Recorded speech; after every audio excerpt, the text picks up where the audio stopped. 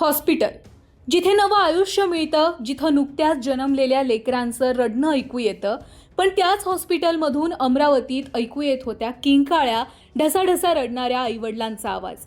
अमरावतीच्या जिल्हा स्त्री रुग्णालयात पहाटे 3:30च्या सुमारास नवजात शिशु अतिदक्षता विभागात अचानक आग लागली आणि काही क्षणात परिस्थिती प्रचंड गंभीर झाली। या खोलीत अवघ्या काही दिवसांची कमी वजनाची आणि विशेष उपचारांची गरज असलेली 9 नवजात बालकं होती।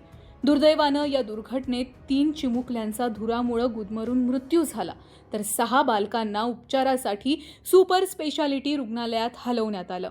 आग लागण्याचं कारण असं सांगितलं जात आहे की व्हेंटिलेटरमध्ये आधी स्फोट झाला, त्यानंतर या स्फोटामुळे आग लागली आणि आगीमुळे संपूर्ण खोलीमध्ये धूर झाला।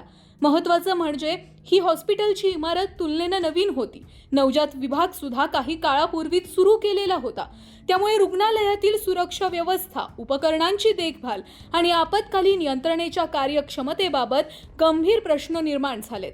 3 निष्पाप जीवांचा मृत्यू ही केवळ एक दुर्घटना नाहीये, तर रुग्णालयांच्या सुरक्षा व्यवस्थेचा गांभीर्यानं विचार करण्याची गरज आहे। भविष्यात अशा दुर्घटनेची पुनरावृत्ती होऊ नये यासाठी ठोस उपाययोजना करणं गरजेचं आहे।